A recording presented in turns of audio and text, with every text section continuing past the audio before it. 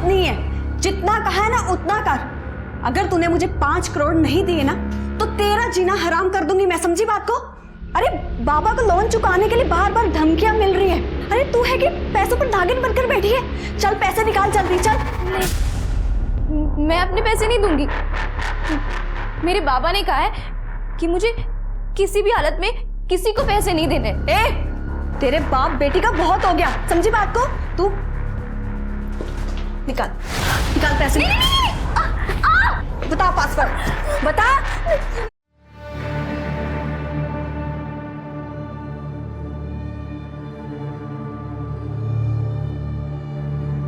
ये लो, गोली ले लो, फिर अच्छी नींद आएगी।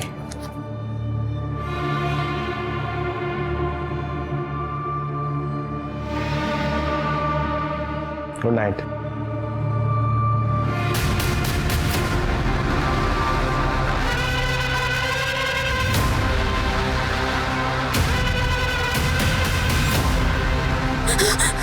मुझे मत मारो, मुझे मत मारो।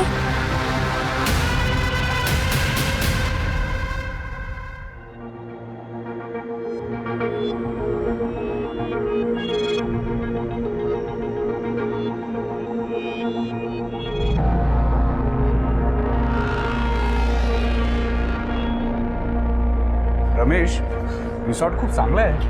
मतलब तूने जो फोटोज दिखाए थे उससे तो कहीं ज्यादा अच्छा है। हाँ, और काफी बड़ा भी है। चल वहां जाके सेल्फी लेते हैं। अभी हफ्ता भर यहीं पे चेक इन करते, फिर बाद में सेल्फी खींचते, है ना? चलो ठीक है, चलो हरीश, लगेज निकालना।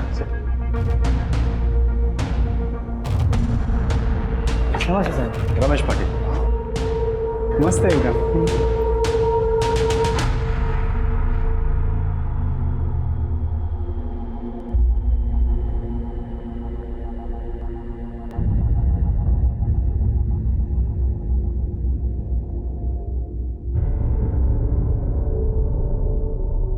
विद्यावाहिनी, थैंक्स। या थैंक्स ब्रो।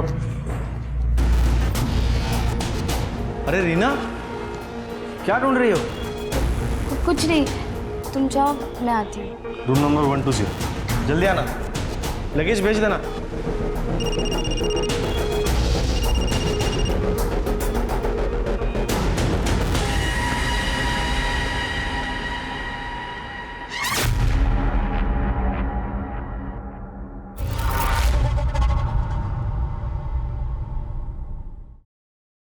अरे कहाँ रह गई थी? वो लॉन में ना सुंदर फूल दिखे थे कार से उतरते वक्त, वही देखने रुक गई। अच्छा, तुम्हें फूल इतने पसंद है? फोटो निकाले कि नहीं? फोटो? वो फूल इतने सुंदर और मोहक थे ना कि मैं फोटो निकालना भूल गई। मैं अभी आया। हेलो।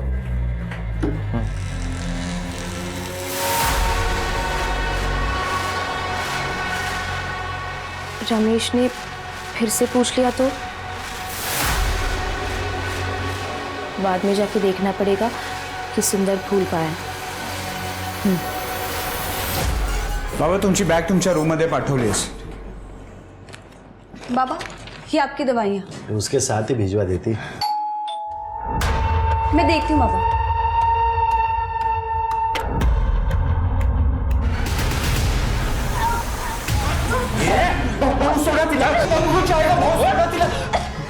अरे ये क्या है? हाँ, मुंबई से भाग कर आते हो तुम? रतन भाई का पैसा लेकर यहाँ गुलछर्रे उड़ा रहे हो? नहीं, ऐश करने के लिए पैसा है, देने के लिए पैसा नहीं है। भाई शादी के लिए आए हम लोग। अरे ये झूठ नहीं बोलने का। साला इतना इतना इतना सामान लेके कोई शादी पे आता है क्या? ये ना समझा है क्या मुझे? भाव 3 दिन की शादी है, थोड़ा जल्दी इसीलिए आ गए क्योंकि हमने सोचा कि यहाँ पे छुट्टियां मना लेंगे और 1 हफ्ते के लिए इतना कपड़ा इतना सामान तो लगता ही है ना। पापा को छोड़ दीजिए। 48 घंटे है तुम्हारे पास, समझा? पैसे लौटा देना, नहीं तो पूरी फैमिली एक एक करके मेरे सामने मरने के लिए तैयार रहना। उन लोगों पर नजर रहेगी मेरी। चला तो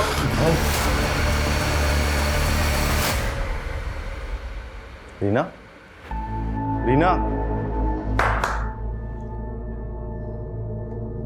ऐसे तो तुम रात भर जागती रहोगी। नींद की दवा ले लो और सो जाओ। नहीं, वो नई जगह है ना, इसीलिए नींद नहीं आ रही है। आज गोली रहने दो। अरे फिर नींद नहीं आई तो चांस फिर लेना। एक काम करो, तुम अंदर जाओ, मैं गोली लेके आता हूँ, ठीक है?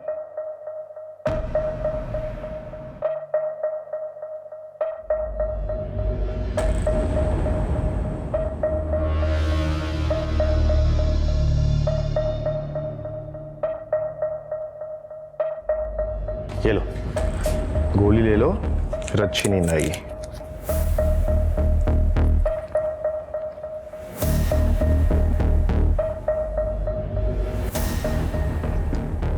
Good night.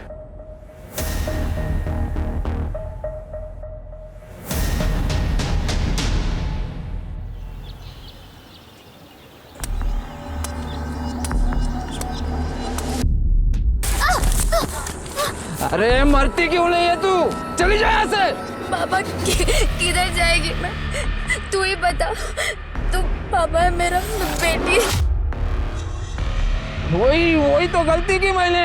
किसी दिन दिमाग घूम गया ना तो सच में मार दूंगा तुझे।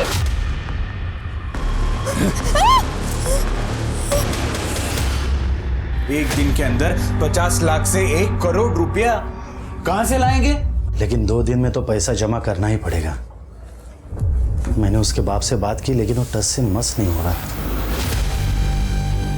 उसका बाप क्या करेगा? सब कुछ तो रीना के हाथ में है ना। उसे तो ना मैं अच्छे से सबक सिखाती थी। अपने आप को समझती क्या है वो? कल रात ही उससे बात करने वाली थी मैं, लेकिन आप दोनों मेरी बात सुनते कहाँ हैं? विद्या, उसकी तबीयत ठीक नहीं है, तुम ऐसा कैसे बोल सकती हो? अरे वो और उसका बाप ना हम सबको मिलकर बेवकूफ बना रहे। और रही बात उसके भाई की, अब तो वो भी आ गया ना शादी में और खर्चा बढ़ाने के लिए। बहू शांति रख, मैं बात करूंगा उससे। और अगर उसने बात नहीं मानी तो क्या करेंगे आप? उसके बैंड बजा दूंगा।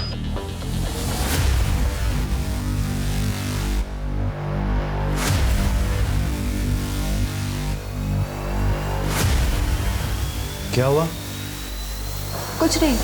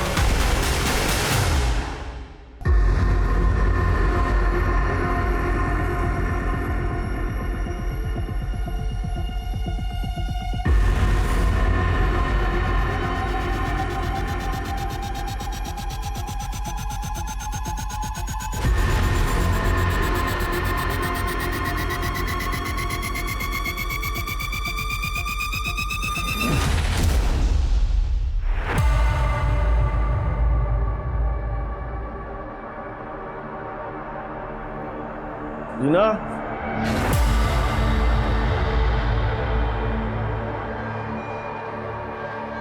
रीना,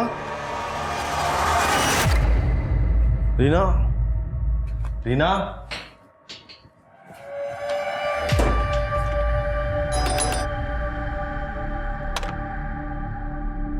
रीना है? नहीं।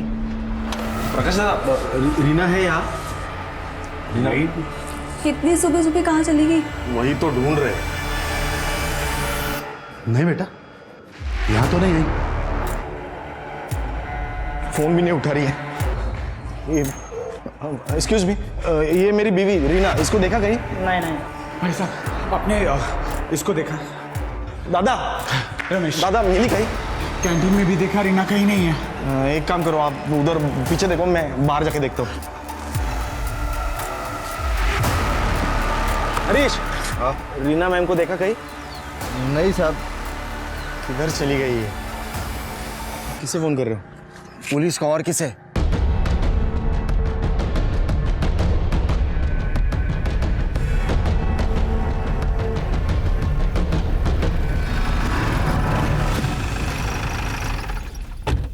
सर, कल रात को करीब करीब 11 बजे मैं सो गया था।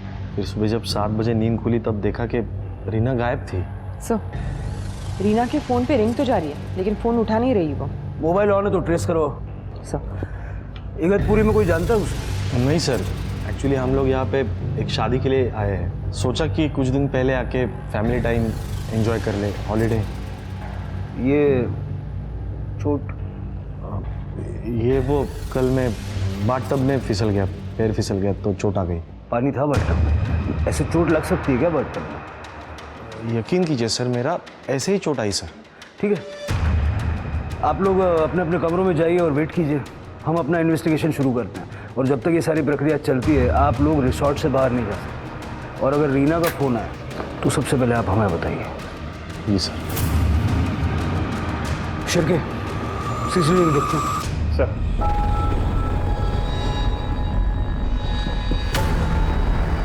मतलब इतना साफ है कि रीना सुबह 5:45 बजे बाहर निकली।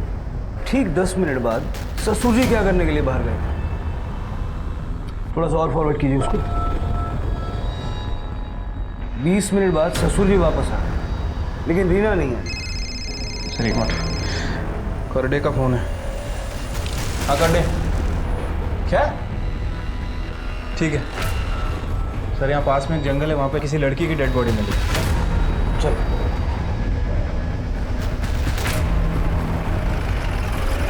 सर, इधर आइए। इस लड़की का सिर इस पत्थर से टकराया हुआ है। ये चप्पल भी अलग पड़ी हुई है, शायद पैर फिसल के गिर गई होगी। और सर, लड़की के कपड़े देख के रेप या मोलेस्टेशन जैसे कुछ लग नहीं रहा। लड़की के कपड़े भी वही हैं सर जो अभी हमने सीसीटीवी में देखे। मतलब कंफर्म है कि रीना ही है। समझ नहीं आ रहा ये पत्थर पर सर टकराने की वजह से कैसे मर गई? सिर पत्थर पे टकराया होगा और ट्रॉमा की वजह से मौत हो गई होगी। सवाल यह है कि रीना रिसोर्ट से इतनी दूर आई क्यों? सिर्फ टहलने के लिए, वो भी अकेली? आसपास कुछ मिला? कुछ नहीं मिला सर, लेकिन ये मोबाइल मिला। परिवार से एक बार पहचान करवाना। ठीक है सर, मैं रमेश को कॉल करता हूँ।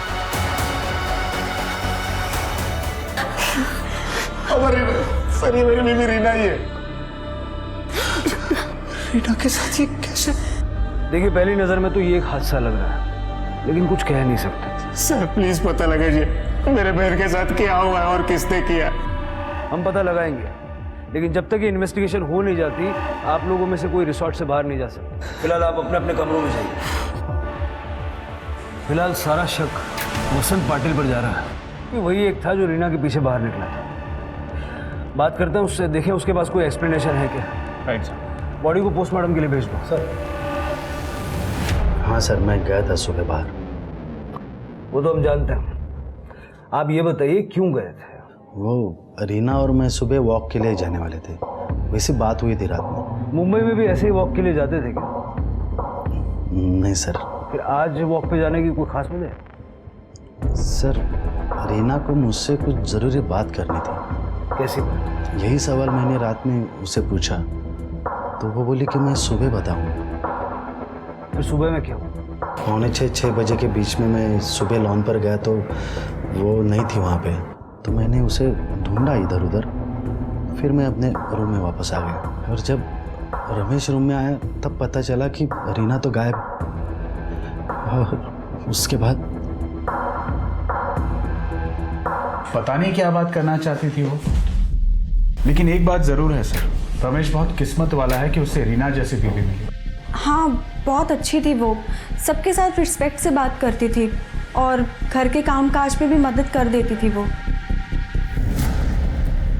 हमारे घर आकर 1 हफ्ता ही हुआ था उसे, घर का पूरा रूटीन उसे याद हो गया था। बाबा तुमची बीपीची गोळी। मैं रोज बोलता हूँ लेकिन तुम्हें याद रहता है। बहुत अच्छी तरह से मेरा ख्याल रखती थी वो। ज़्यादातर बात नहीं करती थी, चुपचाप रहती थी। मैं भी इस बात से खुश था क्योंकि मैं भी कम बातचीत करना पसंद करता हूँ, लेकिन हम खुश थे। ये रही तुम्हारी चाय। Thank you. और ये तुमने फाइल्स मंगाई थी ना? हाँ, रख दो आप। अरे तुमने न्यूज़पेपर नहीं पढ़ा आज का? अरे टाइम ही नहीं मिला। ठीक है, मैं पढ़ देती हूँ। मतलब शादीशुदा जिंदगी में रीना के साथ कोई झगड़ा, कोई प्रॉब्लम नहीं थी? नहीं नहीं, जीजू को क्या प्रॉब्लम हो सकती है रीमा से? अरे मेरी बहन तो एकदम परफेक्ट थी उनके लिए। आपको इस बारे में कुछ नहीं कहना? मुझे लगता है रीना शादी के बाद बहुत चुप रहने लगी थी। मतलब उसकी शादी नहीं हुई थी ना, वो हम लोगों के साथ थी, वो बहुत अलग थी। तुम्हारी भी यही राय है? नहीं नहीं, ऐसा कुछ नहीं था। तुम कुछ भी क्या बोल रही हो? तुम गाड़ी में ही सोते हो? हाँ साहब। सुबह कुछ देखा था? नहीं साहब, मैं तो सो रहा था, लेकिन अचानक घर वालों को शोर सुनाई दिया। फिर मैंने करीबन कुछ 8 बजे सब उठा था मैं, तभी पता चला कि रीना मैडम गायब हो गई है। 8 बजे तो काफ़ी गर्मी हो जाती है, धूप भी आ जाती होगी। कैसे सो लेते हो इतनी गर्मी में? साहब किसी को बताना नहीं, मैं वो गाड़ी में एसी ऑन करके सो जाता हूँ साहब। सच रीना के बारे में अब तक तो सबने अच्छा ही अच्छा कहा है, लेकिन ज़रूरी नहीं है कि ये सभी लोग सच बोल रहे हो। सर हो सकता है कि ये लोग झूठ भी बोल रहे हो। एक सुनीता ये जिसे लगता है कि शादी के बाद रीना बदल गई है, लेकिन उसे भी गलत साबित करने में सजीत ने कसर नहीं की, तुरंत उसे टोक दिया। लेकिन समझ नहीं आ रहा कि अजीत ने ऐसा क्यों किया। फिर के मुझे लगता है कि रीना की डेथ एक्सीडेंटल नहीं है। मतलब अगर वो फिसल के गिरती और उसका सर पत्थर से टकराता तो खून पत्थर पे फैला हुआ होगा। रीना की डेथ को एक्सीडेंटल मान लेना जल्दबाजी होगी, ऐसा मुझे लगता है। पोस्टमार्टम रिपोर्ट का इंतजार करते हैं। हाँ सर, वैसे रिपोर्ट कल तक आ जाएगी। सर ये रीना की पीएम रिपोर्ट। सर रीना के सर पर किसी भारी चीज़ से वार किया गया, लेकिन वो नुकीली नहीं है। उसकी मौत स्कल फ्रैक्चर की वजह से हुई है, और जैसा कि आपको शक था, उसका ब्लड का फ्लो ऊपर से नीचे की तरफ है। मतलब सर कंफर्म है कि जब वो खड़ी थी तब उसके ऊपर वार किया गया, और उसकी मौत नीचे गिरने की वजह से तो नहीं हुई है। रीना के सर पे थिक रॉड या हैमर जैसी किसी चीज़ से हमला किया गया। उसके ब्लड स्ट्रीम में स्लीपिंग पिल्स भी मिले हैं। ये बात इस तरफ इशारा करती है शरीके कि उसका मर्डर किया गया है। काम करो, रीना का अकाउंट फ्रीज करो तो पता करो ये स्लीपिंग पिल्स का चक्कर क्या है। ठीक है सर।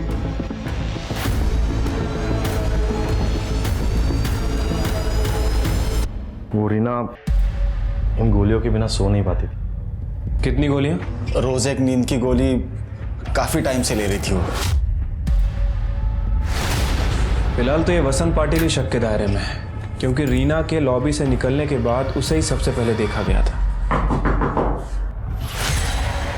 सर मुझे आपको कुछ बताना है। आइए। कल रात रीना मेरे सपने में आई थी। उसने कहा कि वो स्लीप होकर नहीं गिरी, उसके सर पर किसी ने नुकीली चीज़ से वार किया। सर मुझे लगता है उसका मर्डर हुआ है। अब इसे सच या झूठ जो भी समझना है समझ लीजिए, लेकिन मेरे सारे सपने सच निकलते हैं सर। जल्द से जल्द उसके कातिल को ढूंढिए। मुझे तो लगता है कि उसके ससुर ने उसका खून किया है। रीना जब भी कोई ज़रूरी बात करना चाहती थी तो वो उसके भाई से, मतलब अजीत या फिर मुझसे ही करती थी, ना कि उसके ससुर से, क्योंकि हम दोनों ही उसके ज़्यादा करीबी थे।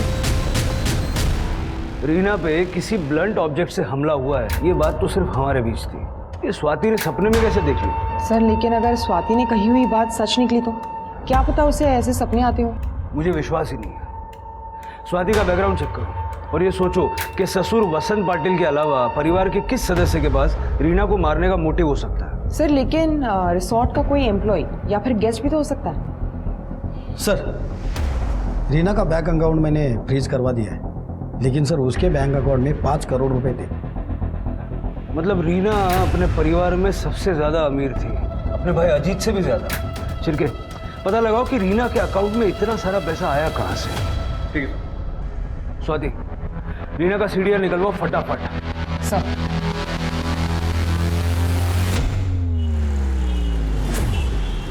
सर, मर्डर होने के बाद से होटल से 2 लोग गायब हैं। एक तो हाउसकीपिंग स्टाफ मनोहर सूले और दूसरा संजय देसाई जो कि गेस्ट था। ये संजय देसाई 7:30 बजे चेकआउट करके चला गया और ये मनोहर नाइट शिफ्ट में ड्यूटी खत्म करके सुबह गायब हुआ है। छिड़के इस मनोहर को जल्द से जल्द ढूंढो और संजय की डिटेल्स निकालो। इन दोनों का रिसोर्ट से गायब हो जाना इस बात का रीना के मर्डर से कोई कनेक्शन हो सकता है। और रीना का सीढ़ियाँ आते सबसे पहले ये चेक करना इन दोनों में से कोई उसके कांटेक्ट में तो नहीं। ठीक है साहब। फिर कहाँ जा रहा है? रुक साहब, अभी बिजी है। काय झालं सर आतमध्ये आलो बघतोय। साहब मैं रामचंद्र गोयल, वो जंगल में वो बड़ा होटल है ना, उसके पास ही जंगल में रहता हूँ। वो रिसोर्ट के उधर? हाँ साहब मेरी 24 साल की बेटी योगी तक कल से गायब है साहब। उसका पति नाराय गरत ने उसे कुछ महीने पहले घर से निकाल दिया था, तब से मेरे साथ ही रह रही थी साहब। कल सुबह जंगल में लकड़ी लेने गई थी, तब से वापस नहीं लौटी। कितने बजे गई थी लकड़ी? रोज की तरह सुबह 5:30-6 बजे साहब। फोटो वगैरह है कुछ उसकी? होगी साहब। खड़े चलो चल। सिरके ये लड़की भी तभी गायब हुई जब रीना का मर्डर हुआ था। इन दो बातों का आपस में कोई ना कोई कनेक्शन हो सकता है। जरा उस लड़की के पति नारिया से पूछताछ करो। ठीक है सर। इस नंबर पे सर रीना के कॉल रिकॉर्ड से पता चला है एक आदमी उसे लगातार कॉल्स और मैसेजेस करता था। वो शख्स संजय देसाई है। संजय देसाई ये वही है ना जो कल रिसोर्ट से चला गया था? हाँ सर। सर दोनों में अक्सर मैसेजेस एक्सचेंज हुए हैं और सर 6 तारीख की रात को 11:30 बजे वो दोनों मिलने वाले थे लॉन में। सर संजय का मोबाइल ट्रेस नहीं कर पा रहे क्योंकि शायद बंद होगा। मुंबई पुलिस से रिक्वेस्ट करो कि उसके घर जाके पूछताछ करें। सर एक और बात, वो मकान देशमुख से बात हुई है, वो आता ही होगा। साहब वो 5 करोड़ रुपए मैंने इसीलिए उनके अकाउंट में जमा किए थे ताकि पाटिल फैमिली मेरी बेटी को परेशान ना करे। तो ऐसा क्यों करना पड़ा? क्या पाटिल परिवार ने आपकी बेटी को तंग करके पैसों की मांग की थी? नहीं, वैसा तो उन्होंने कभी नहीं किया था, लेकिन मेरी बेटी नॉर्मल लड़कियों की तरह नहीं थी। मतलब वो थोड़ी एबनॉर्मल थी, थोड़ी दिमाग से कमज़ोर थी। उसकी माँ की अचानक मौत के बाद उसको सदमा लग गया था। वो सदमे से कभी बाहर ही नहीं निकली। फिर ऐसी लड़की से कौन शादी करता बताइए? और इसीलिए रमेश को मैंने 5 करोड़ रुपए दिए थे उसे शादी करने के लिए हर्जाना के रूप में। ये संजय देसाई कौन है? ये संजय देसाई है इस सब फसाद की जड़। मेरी बेटी से झूठा प्यार करता था, वो पैसों का लालची था और इसलिए जब मेरे से बहस करने के लिए मेरे घर पर आया था ना, मैंने उसको शादी करने के लिए मंजूरी नहीं दी थी। अरे तुम्हारी हिम्मत कैसे हुई मना करने की वजह पूछने की? रीना मेरी बेटी है, मैं जिससे चाहे उसे से शादी करा दूंगा और जिससे भी करा दूंगा ना वो तेरे जैसा लोभी नहीं होगा, समझे? ससुर जी बेहतर होगा रीना का हाथ आप खुद मेरे हाथ में दे दो, क्योंकि रीना को ना किसी और के साथ होकर मैं रहने नहीं दूंगा। लेकिन आप संजय देसाई के बारे में क्यों पूछ रहे हो? आपको कैसे पता उसके बारे में? देखिए संजय न सिर्फ शादी के बाद रीना के टच में था, बल्कि जिस दिन रीना की मौत हुई उस सुबह तक वो उसी रिसोर्ट में था। तो डेफिनेटली उसी ने मेरी बेटी को मारा है। उसे धमकी दी थी मेरी बेटी को जान से मारने की। आप उसे अरेस्ट कीजिए। फिलहाल वो कहीं छुपा हुआ है, लेकिन ज्यादा दिन तक बच नहीं पाएगा। तो जहां कहीं भी होगा आप उसे ढूंढ के निकालिए और सजा दीजिए उसे। सर जंगल में एक डेड बॉडी मिली।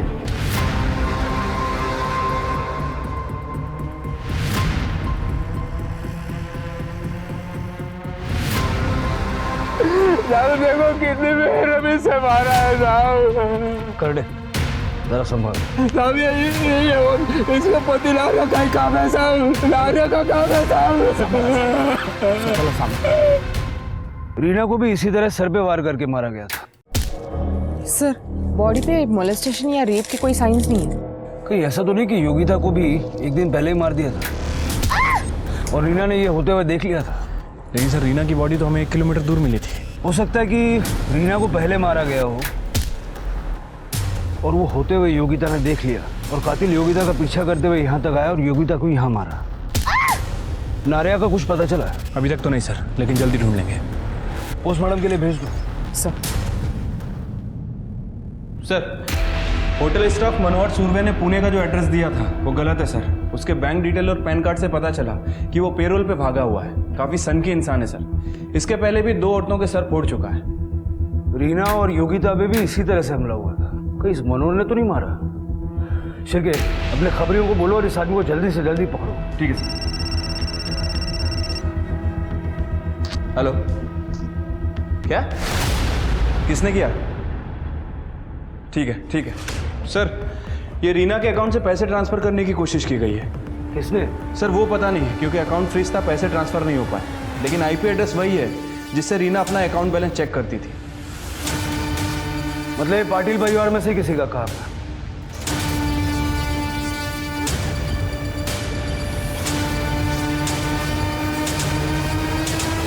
सर ये रमेश का लैपटॉप है। ये लैपटॉप आपके रूम में क्या कर रहा है? रात में मुझे नींद नहीं आ रही थी तो रमेश को बोल के मैं एक पुरानी फिल्म देख रहा था। इस लैपटॉप से कल रीना के अकाउंट से फंड्स ट्रांसफर करने की कोशिश की गई। कौन था आप में से? सर मेरा मोबाइल ठीक से चला नहीं पाता, ये लैपटॉप क्या चलाऊंगा, मुझे नहीं पता सर। अगर आप नहीं तो फिर सुनीता, अजीत, विद्या, प्रकाश या रमेश। पासवर्ड किसके पास था? रमेश, शायद तुम्हें पासवर्ड पता होगा ना, लैपटॉप भी तुम्हारा है। हाँ सर, लैपटॉप मेरा है, लेकिन मुझे नहीं पता पासवर्ड। वो लैपटॉप से यूज़ करती थी उसका अकाउंट, लेकिन मुझे पासवर्ड नहीं पता। रमेश पे कड़ी नजर रखो। मुझे लगता नहीं है कि उसे अपनी बीवी के अकाउंट का पासवर्ड पता नहीं होगा। सर योगिता का पति 1 हफ्ते से शराब पी के बीमार होने की वजह से लोकल गवर्नमेंट हॉस्पिटल में एडमिट है। मतलब वो कातिल नहीं हो सकता, फिर कौन हो सकता है? ये मनोहर और रवि का कुछ पता चला? सर अपने खबरियों को काम पे लगा दिया है, जल्दी पता चल जाएगा। 1 minute sir. Hello, okay sir. Sanjay Desai को मुंबई पुलिस ने अरेस्ट कर लिया है, वो उसे इगतपुरी लेके आ रहे हैं। सर योगिता की पीएम रिपोर्ट। योगिता को भी रीना की तरह ही मारा गया है और इसकी मौत 7 अप्रैल को सुबह 6 बजे से 8 बजे के बीच में हुई है और रीना की मौत भी उसी दौरान हुई थी। सर जब हमने इस रामचंद्र भोयर के पड़ोसी से पूछताछ की थी तो उन्होंने बताया था जब से योगिता नारा के घर से आई थी तब से रामचंद्र उस पर नाराज था।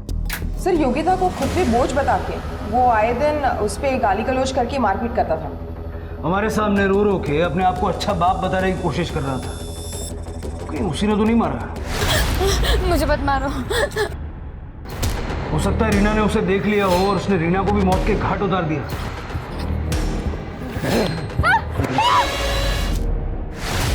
इस रामचंद्र की कुंडली निकालो जरा। 1 मिनट सर। हेलो, ठीक है सर। मनोहर उर्फ रवि, उसकी टिप मिली है, वो बार में ही बैठा है। इससे पहले कि हाथ से निकले दबोच लो। सर साहब मेरा नाम रवि सोनावने है। वो मैं नकली पेपर बना के मनोहर के नाम से उस रिसोर्ट में काम करता था। रीना और योगिता को क्यों मारा? अरे नहीं साहब, मैंने किसी को नहीं मारा, उल्टा मेरे को 10,000 रुपये दिए गए थे। उस रिसोर्ट में मैंने जो कुछ भी देखा उसको लेके मुंह बंद रखने के लिए। अभी एक टाइम पे इतना पैसा मिला करके मैं बार में चला गया मज़े करने के लिए। किसने दिए थे पैसे? विद्या पाटिल ने। क्यों, ऐसा क्या देख लिया था? 6 तारीख को उन लोग के रूम का दरवाज़ा थोड़ा सा खुला था तो मैंने देखा अंदर विद्या, प्रकाश और वसंत कुछ प्लान बना रहे थे। अरे वो और उसका बाप ना हम सबको मिलकर बेवकूफ़ बना रहे। और रही बात उसके भाई की, अब तो वो भी आ गया ना शादी में और खर्चा बढ़ाने के लिए। अब ये क्या चक्कर है ये जानने के लिए मैंने विद्या का पीछा किया तो वो रीना से मिलने गई थी। ज़्यादा भोली बनने की जरूरत नहीं है, जितना कहा है ना उतना कर। अगर तूने मुझे 5 करोड़ नहीं दिए ना तो तेरा जीना हराम कर दूंगी मैं, समझी बात को? अरे बाबा को लोन चुकाने के लिए बार बार धमकियां मिल रही है। अरे तू है कि पैसों पर नागिन बनकर बैठी है? चल पैसे निकाल जल्दी, चल। मैं अपने पैसे नहीं दूंगी। मेरे बाबा ने कहा है कि मुझे किसी भी हालत में किसी को पैसे नहीं देने। तेरे बाप बेटी का बहुत हो गया, समझी बात को? तू निकाल पैसे। बता पासवर्ड बता। नहीं नहीं प्लीज प्लीज लिख यहाँ, लिख पासवर्ड, लिख यहाँ। नहीं प्लीज लिख लिख।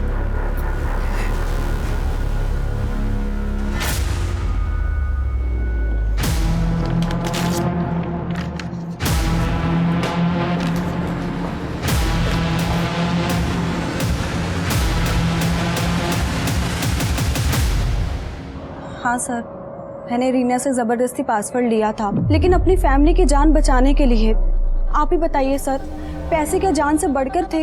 लेकिन वो पैसा तुम्हारा भी तो नहीं था, तुमने ही रीना का अकाउंट एक्सेस किया था। वो सर, मुझे पता था कि लैपटॉप बाबा के रूम में है।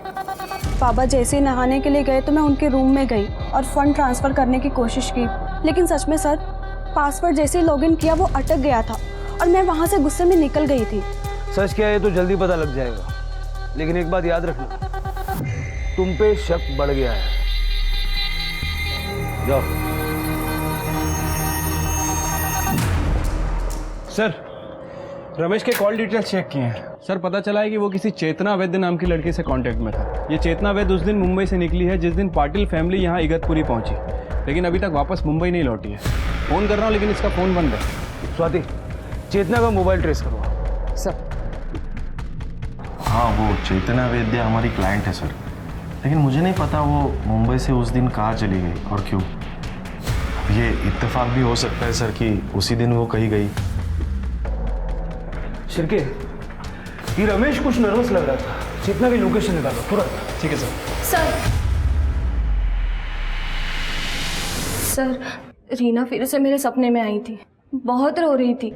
वो कह रही थी कि रमेश और उसकी फैमिली ने उसे मारा है, मुझे इंसाफ दिलाओ ऐसे कह रही थी।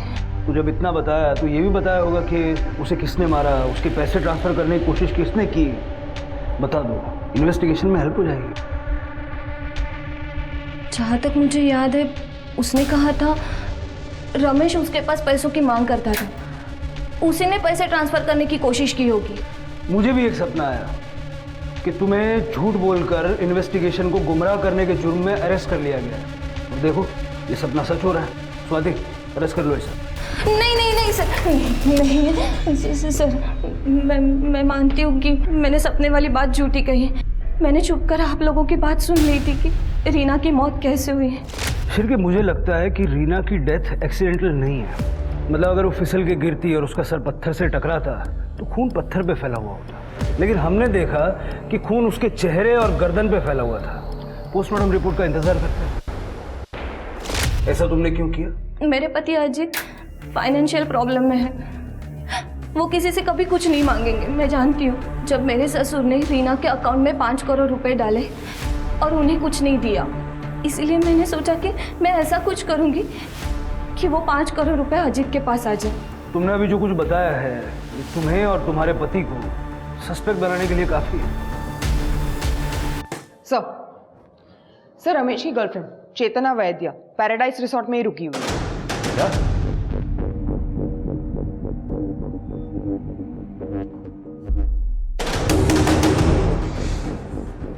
देखो, हमारे पास मास्टर की है, हम अंदर आ सकते हैं। बेहतर यह है कि तुम दरवाजा खोल दो।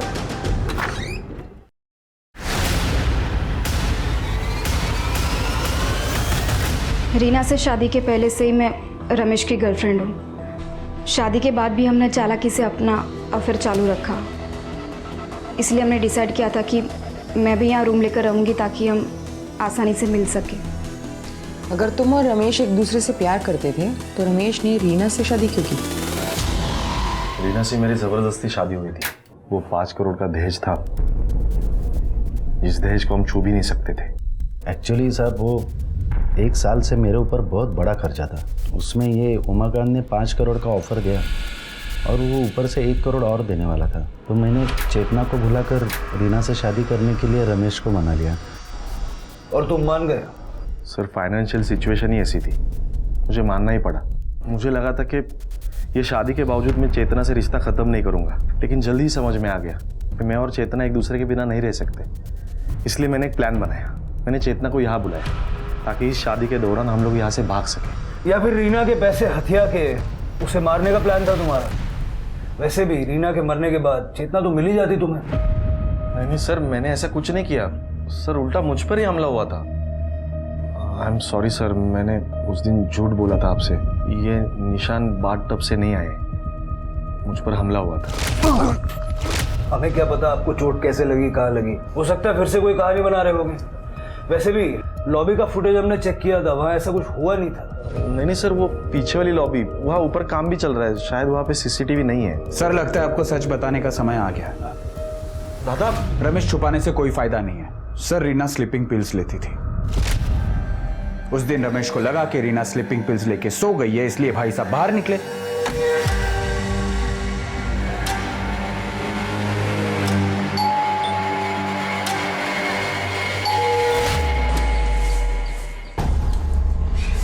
बहुत देर कर दी आते आते। सब्र का फल मीठा होता है मेरी जान। बाबा बाबा, वो रमेश मुझे चेतना नाम की लड़की के लिए धोखा दे रहा है बाबा। वो इसी होटल में रुकी है बाबा। पापा मैं अभी देख कर आ रही हूँ। उसने मुझे कहा था कि वो चेतना को भूल जाएगा। मैंने तुम्हें कोई धोखा नहीं दिया बेटा। पर अब इस बात का क्या फायदा बाबा? मेरी जिंदगी तो बर्बाद ही हो गई ना। मुझे थोड़ा वक्त दो, मैं सब ठीक कर दूंगा।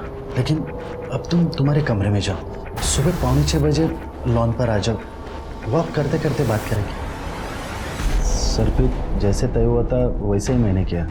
मैं सुबह वो लॉन पे पहुंचा तो वहाँ पे वो नहीं थी। मैंने इधर उधर ढूंढा लेकिन वो नहीं मिली। मैं वापस अपने रूम में आ गया क्योंकि उसने कंफर्म नहीं किया था कि वो आएगी। और फिर थोड़ी देर के बाद में रमेश जब रूम में आया तब मुझे पता चला कि रीना गायब है। बहुत अच्छी कहानी बनाई है, लेकिन ये नहीं बताया कि पहले रीना को मारा, बाद में रमेश के साथ मिलके उसके गायब होने का ड्रामा किया। क्यों? नहीं सर, हम सच कह रहे हैं सर एक्चुअली आज ही मैंने मुंबई में फ़ोन करके पैसों का बंदोबस्त किया था और लोन में से बहुत सारा लोन तो आज वापस भी कर दिया। सच का पता तो जल्दी लग ही जाएगा। शिरके 24 घंटे के लिए कांस्टेबल तैनात करो यहाँ इन पर नजर रखने के लिए। ठीक है सर। सर एक मिनट। हेलो, ठीक है, हमारा है सर। मुंबई पुलिस संजय देसाई को ले आई है। वो रीना की शादी किसी और से करवा रहे थे सर। मैं क्या करता, इसलिए मैंने उनको धोखाया। मैं रीना से बहुत प्यार करता था सर। लेकिन उमाकांत का कहना है कि तुम उनकी बेटी से नहीं उनके पैसों से प्यार करते हैं। ऐसा कुछ नहीं है सर। हाँ, उस वक्त फाइनेंशियल क्राइसिस थी, इसलिए शायद उमाकांत देशमुख को ये लगा होगा कि मैं पैसों के पीछे हूँ। लेकिन रीना के सारे खामियों के बावजूद मैं उसे अपनाने के लिए तैयार था सर। मुझे दिल्ली जाना था कुछ काम से, और जैसे मैं दिल्ली गया उन्होंने रीना की शादी रमेश के साथ करवा दिया सर। उन्होंने रीना को एक कॉल तक नहीं करने दिया मुझे, फ़ोन तक छीन लिया उससे। उन्हें लगा कि एक बार शादी हो जाए तो मैं पीछे हट जाऊँगा। एकदम टूट गया था सर। फिर हिम्मत जुटा के एक दिन मैंने उसे फ़ोन किया।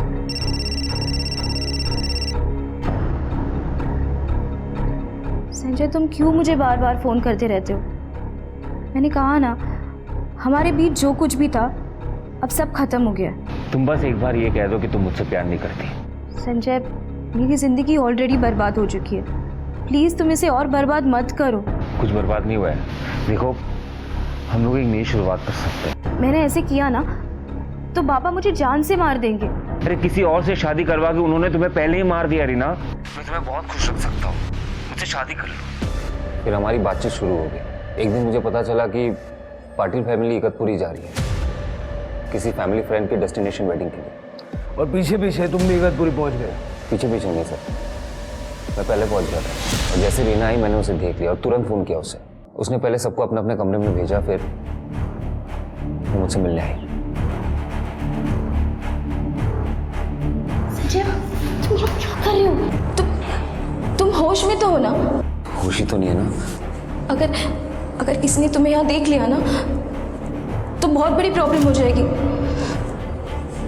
क्यों मुझे इस तरह से परेशान कर रहे हो तुम? ठीक है, आज से मैं तुम्हें परेशान नहीं करूंगा। I promise you this. बस ये कह दो कि तुम चाहती क्या हो। मैं तुम्हें अभी कुछ नहीं बता सकती। तो कब बता सकती हो? मैं तुम्हें मैसेज करती हूँ, ओके? आज या कल रात को। हमने ये तय किया था कि रात को 11:30 बजे मिलेंगे। मैं लॉन में इंतज़ार कर रहा था रीना का। उसने मुझे ये कहा था कि एक बार रमेश सो जाए फिर वो आएगी मुझसे मिलने। सर मैं लॉन में इंतज़ार कर ही रहा था कि मैंने रमेश को देखा। वो शायद बाहर आया था सिगरेट पीने। उसे देख के मेरा दिमाग खराब हो गया सर। फिर मैं पार्किंग से एक हेलमेट निकाला, अपने फेस को कवर किया और उस पर जाके वार कर दिया। उसने मुझसे मेरा प्यार छीना है। उसे मार के मैं वहां से भाग गया और कहीं जाके छिप गया। कुछ वक्त बाद रीना ने मुझे फोन किया, वो मुझसे मिलने आ रही थी। रीना, जिंदगी भर की बात है, तुम अपने आप को ऐसे सजा क्यों दे रही हो? भाग चलते रीना। नहीं नहीं नहीं संजय, ये सब इतना आसान नहीं है। मुझे सोचने को थोड़ा वक्त चाहिए। कितना वक्त चाहिए तुम्हें? यहाँ से मुंबई जाने तक का, ठीक है? पर प्लीज तुम मुझे परेशान करना बंद कर दो। ठीक है, जैसे तुम चाहो। मैं कल सुबह मुंबई के लिए निकल जाऊंगा। मुझे पता नहीं था कि उसी सुबह उसका मर्डर हो गया था सर। ये बात मैंने पेपर में पढ़ा, मैं एकदम टूट गया। अच्छी कहानी है, लेकिन ये भी तो हो सकता है कि जब रीना ने तुम्हारे साथ भाग जाने से इनकार किया तो तुमने रीना को मार दिया और वहां से भाग गए। मैंने रीना को नहीं मारा। ठीक है, रीना के मर्डर के शक में इसे कस्टडी में लो। अब मेरे साथ ऐसे नहीं कर सकता सर। अरे मैंने खून नहीं किया सर, अभी कांस्टेबल शिंदे का फोन है। जंगल में खून से सना हुआ हथौड़ा मिला है। तुरंत उसे फॉरेंसिक में भेजो और सारे फिंगरप्रिंट्स चेक करो। सर। ऑफिसर सर, इस रामचंद्र के बारे में एक बात पता चली है। एक नंबर का बेवड़ा आदमी है सर। 6 तारीख की पूरी रात पीकर धुत पड़ा था। लोगों ने उसे ले जाकर अपने घर पे छोड़ा और उसे अगले दिन दोपहर में होश आया। जबकि सर इस योगिता की मौत तो 7 तारीख को सुबह ही हो गई थी। तुम्हारा कहने का मतलब है कि वो कातिल नहीं हो सकता? नहीं सर। फिर उसे किसने मारा? सर, फॉरेंसिक रिपोर्ट के हिसाब से उस हथौड़े पे 2 लोगों के ब्लड सैंपल मिले हैं। एक तो योगिता का और दूसरा रीना का। मतलब सर हो सकता है कि उनका मर्डर इस हथौड़े से ही किया था। साथ ही साथ उस हथौड़े के हैंडल पे बहुत सारे लोगों के फिंगरप्रिंट भी मिले हैं। Great. Patil family, Deshmukh family, Manohar, Sanjay और रामचंद्र, सबके फिंगरप्रिंट्स ले लो और मैच करके देखो। Right sir.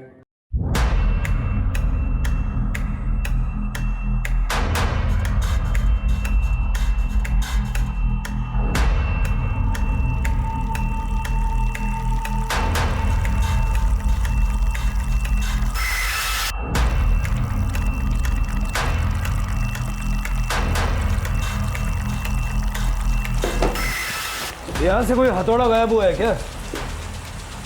हाँ साहब, लेकिन आपको कैसे पता चला? ये हथौड़ा है? हाँ साहब, यही है। अब मिल गया तो मुझे दे दो ना साहब वापस। ये हथौड़ा नहीं मिल सकता, अभी दूसरा खरीद लो। इससे मर्डर हुआ है।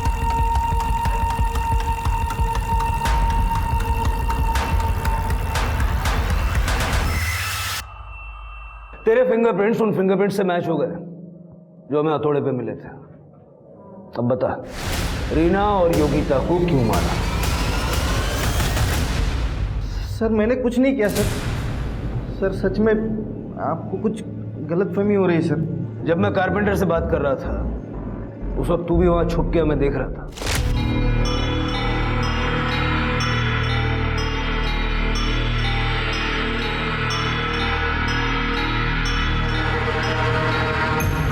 इसी ग्लास से तेरे फिंगरप्रिंट्स उठाए हम सब जानते हैं तू किसके कांटेक्ट में है।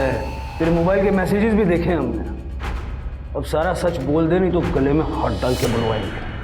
साहब सच बताता हूँ, सब सच बताता हूँ साहब। विद्या मैडम का और मेरा अफेयर चालू था साहब। जिस दिन हम रिसोर्ट में आए उसी दिन रात को विद्या मैडम मुझसे मिलने नीचे कार में आई थी साहब। और साहब उसी दिन रात को हम कार में चालू हो गए, लेकिन दूसरे दिन रात को विद्या मैडम को आने नहीं मिला। तो उस दिन सवेरे 5:30 बजे आई थी। मतलब 7 तारीख की सुबह को? हाँ साहब। फिर हम कार में ही चालू हो गए, सब चालू ही किया था। इतने में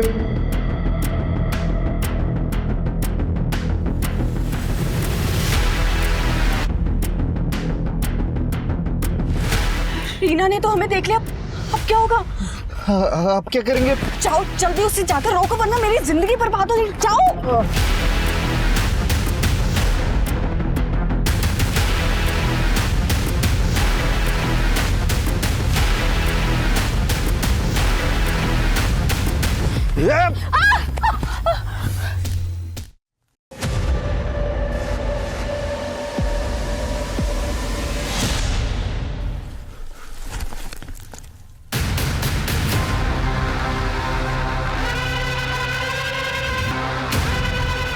मुझे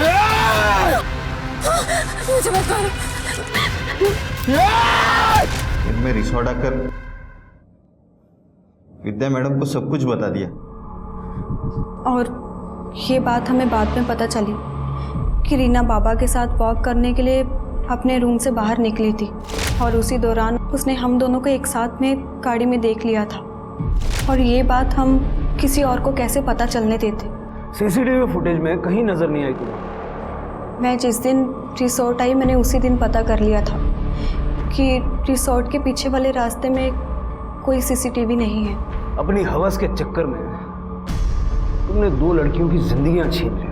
दोनों मर्डर के चार्ज में इसको अंदर डालो और विद्या को इस हत्या में साथ देने के चार्ज में लो।